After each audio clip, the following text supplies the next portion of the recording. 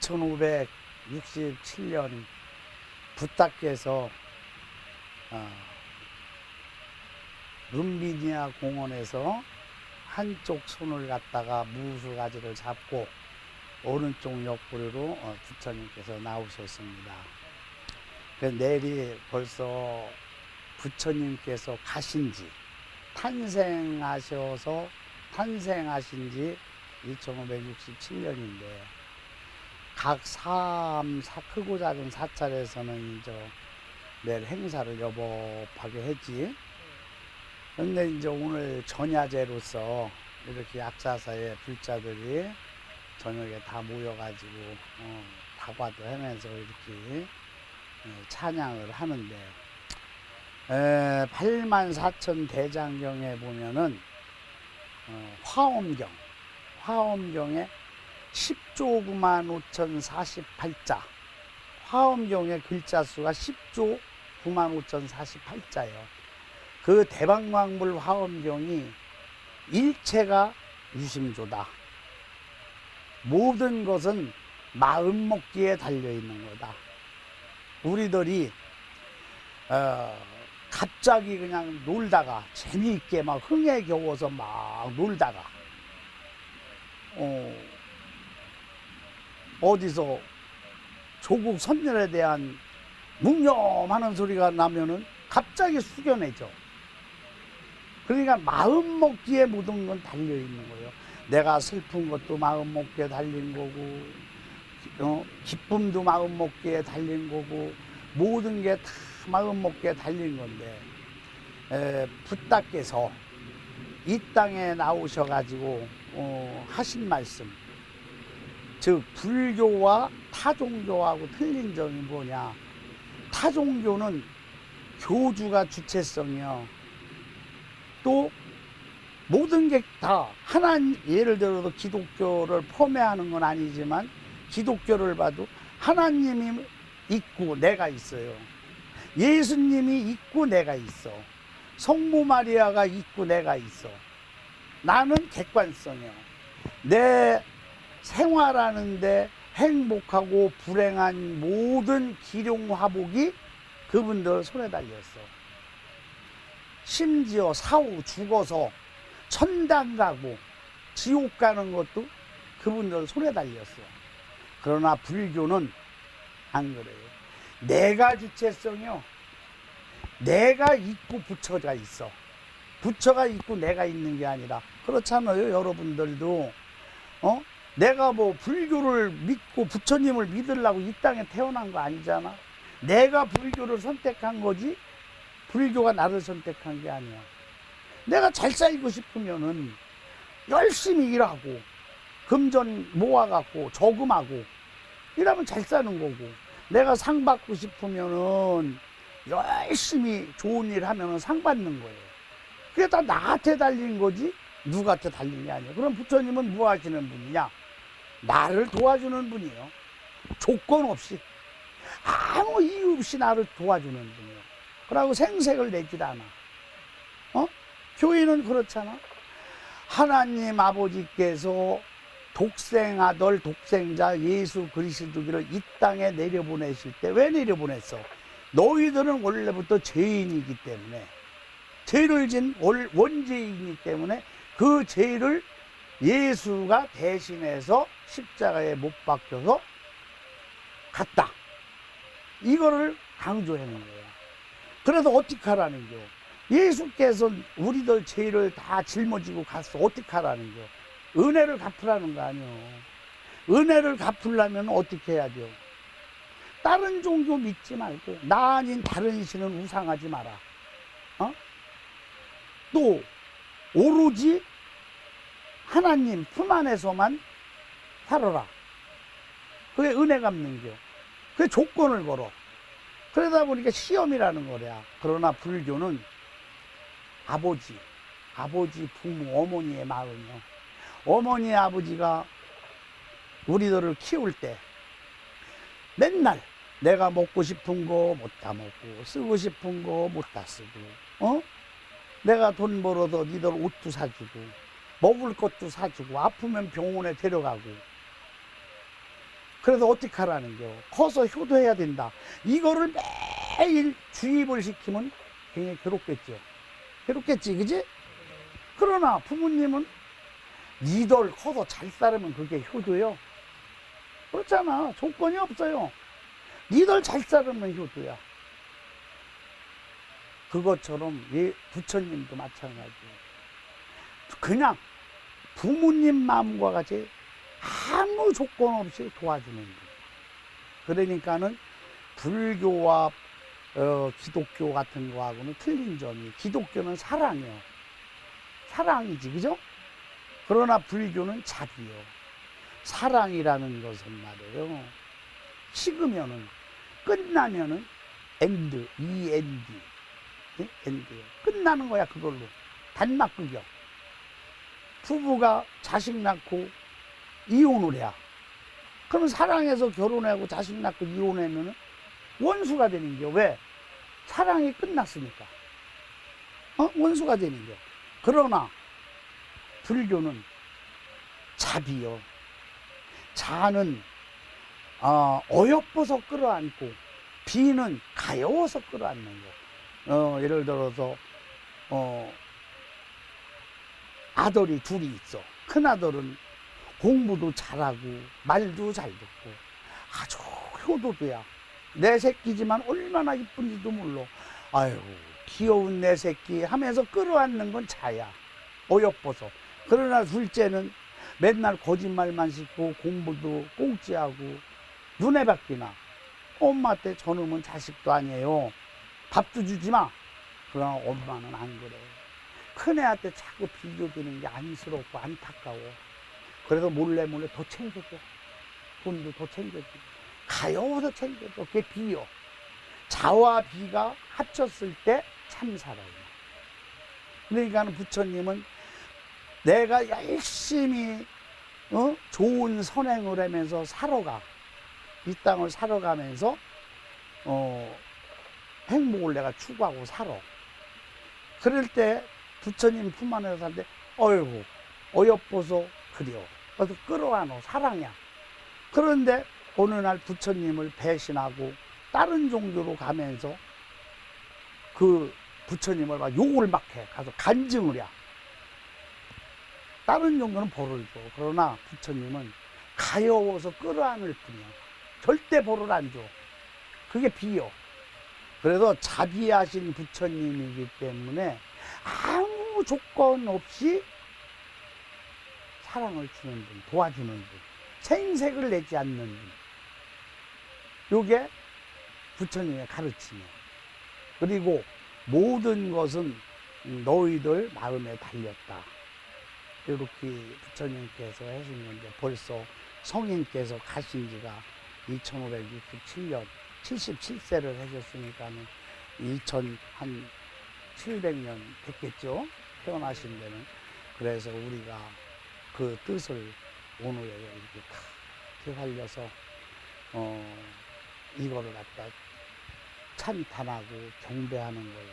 성인께서 가신 지 너무 오래돼 가지고 말법 시대라고 그래요. 말법 시대. 법은 점점 멀어져가. 불법, 진리의 법은. 그래서 우리 약사사에서는 뭐 크고 작은 사업에서도 그렇듯이 약사사에서는 매일 부처님 경찬을 하는 이때 전야제 벌써 며칠 전부터 불자들이 절에서 자고 또 연등도 불도 밝히고 이러면서 미리 그 부처님을 찬탄하는 걸 갖는 겁니다. 감사합니다. 또 한번 물어봐. 너 탄생계에 대해서 물어봐. 부처님 탄생계. 자, 합니다.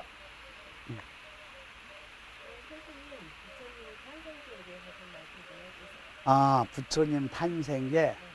부처님이 이 땅에 오실 적에 그때 부처님 어머니가 마야 부인이에요.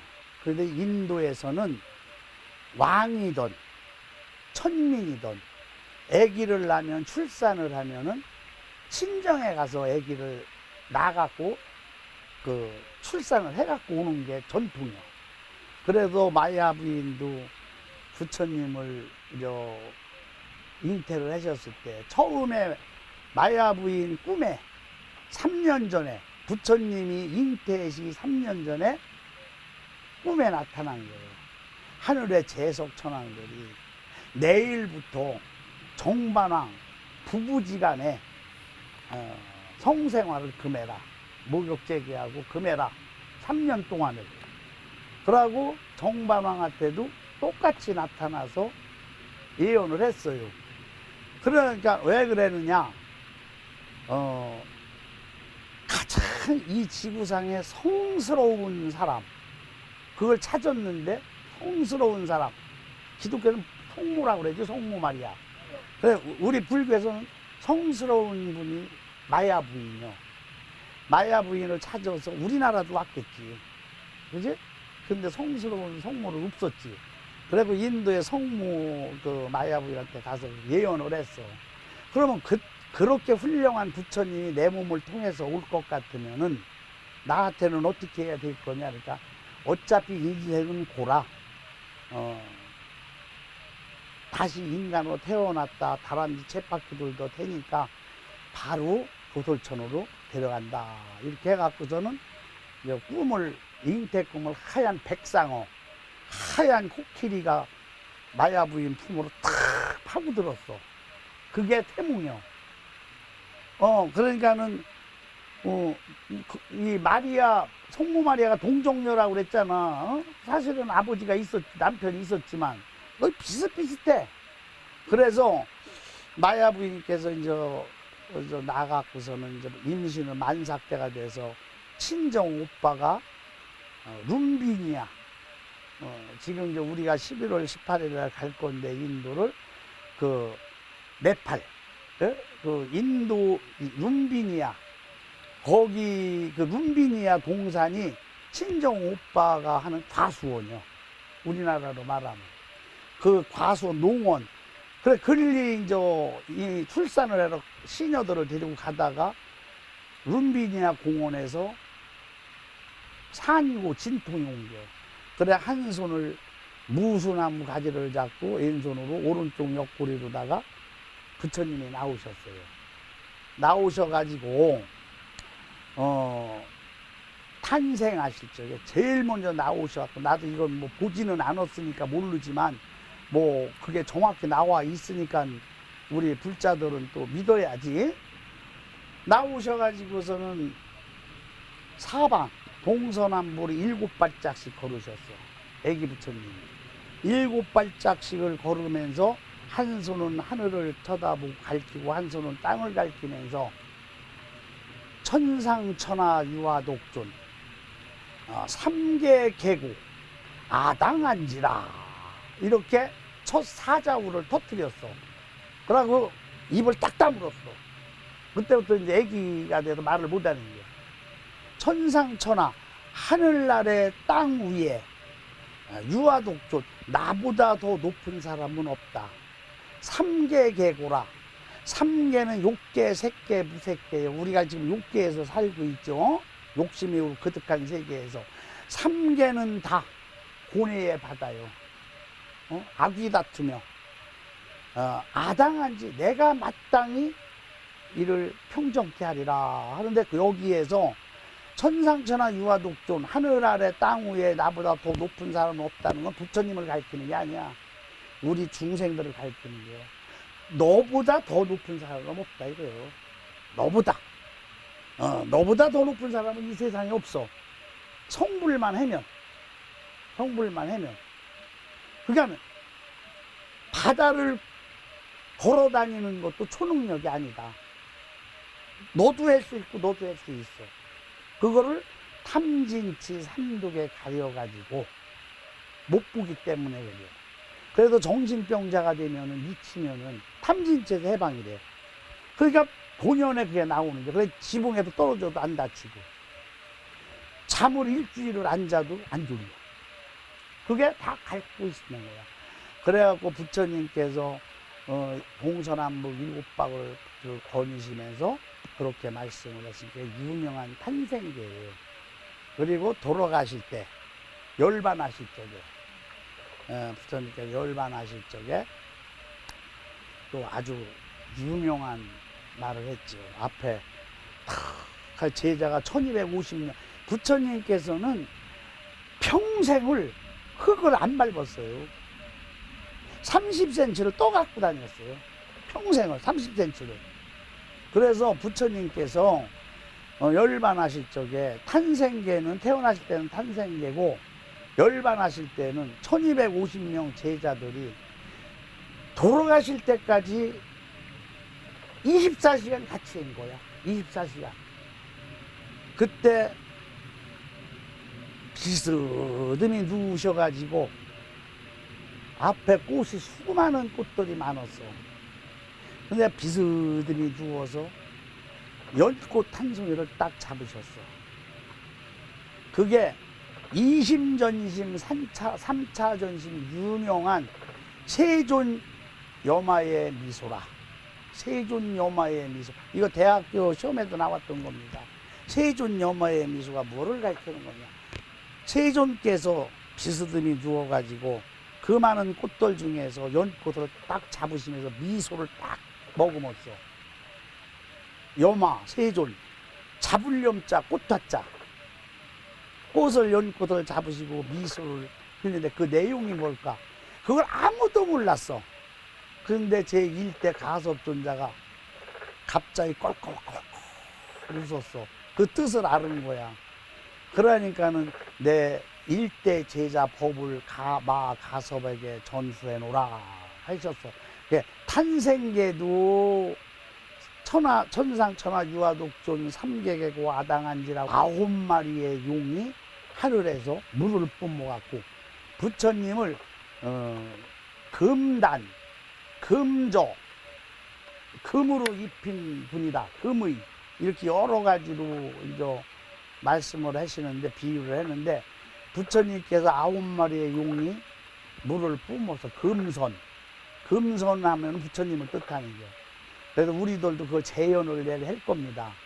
재현을 할 건데 그렇게 하고서는 태어나실 적에 하늘에서는 만다라 만수와 꽃비가 하늘에서 쫙 내리고 우리 인도 먼저 한번 우리 필자님들 같이 갔었죠? 우리 총무님하고 자리심 갔었죠? 회장님? 그때 그 부타가드 거기 가면은 보리수에서 해실 적에 연꽃들 그대로 나와 있잖아. 연꽃들이 거기에. 예.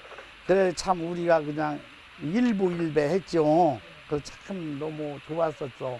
환희롭고. 근데 내일 이제 그 탄생하실 적에 그 9마리 용이 물을 붓듯이 우리도 똑같이 재현을 할 겁니다. 그래야 그 복을 또 많이 받는 거야. 또 뭐 묻고 싶은 거 없어?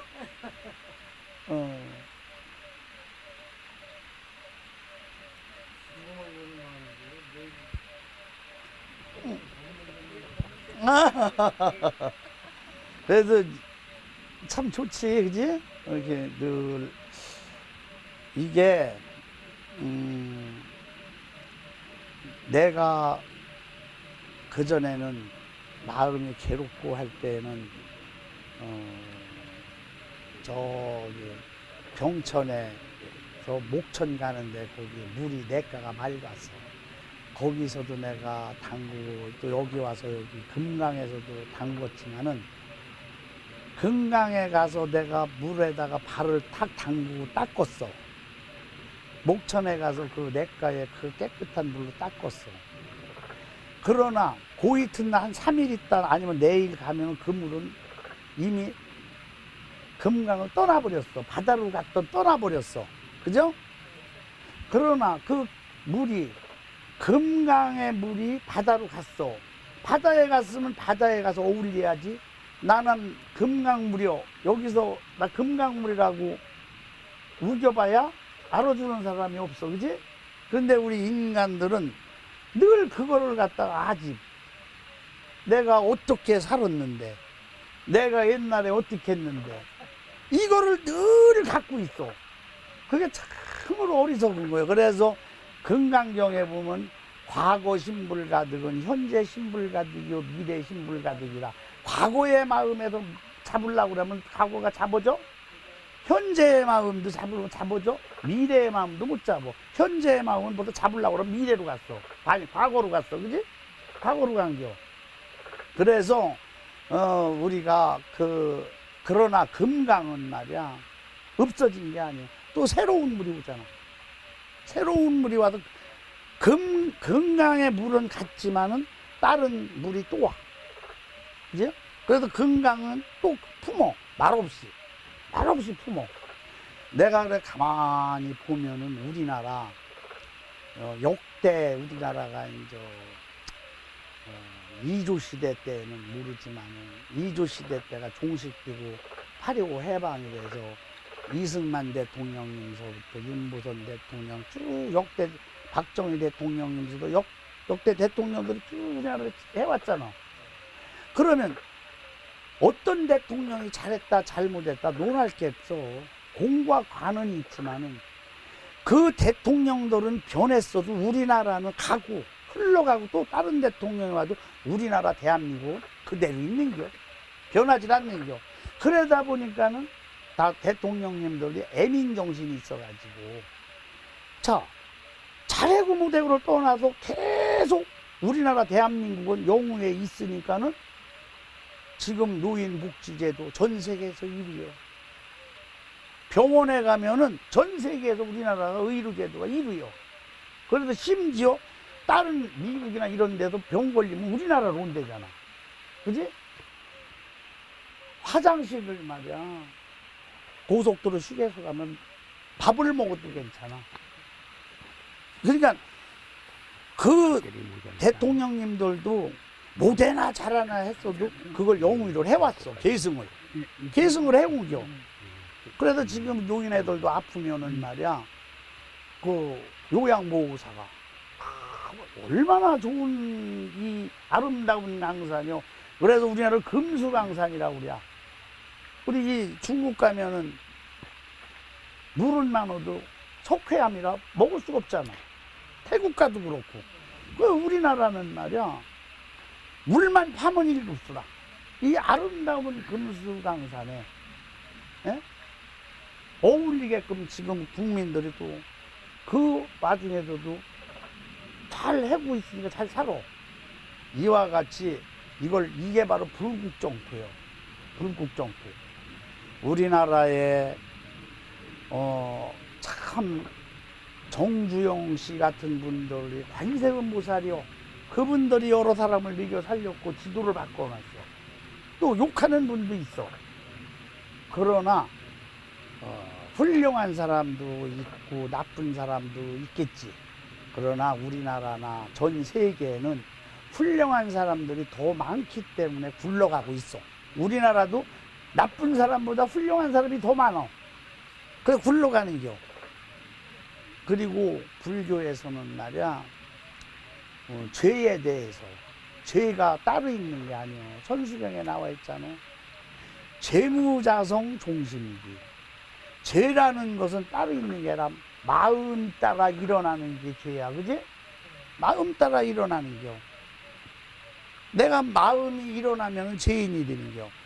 그래서 부처님 내일 오신 날을 탄생한 날을 비롯해서 우리나라에 또 훌륭한 사람들이 너무 많고 지금 이 순간에도 우리 애민정신을 가지고 해. 그래 우리도 그분들한테 뜻에 따르고 또 불법에 따르고 또 여러분들은 불법성 성보를 또 따르잖아. 성보의 귀처가 되잖아. 그지? 성보 성단이 없다면 불교는 말살하는 거 아니야. 그래서 오늘 이렇게 저녁에 와갖고 물소리도 듣고 또 개구리 울음소리도 듣고 너무 좋죠, 그죠? 네. 자, 박수. 네. 됐어, 이제 그만해지 뭐.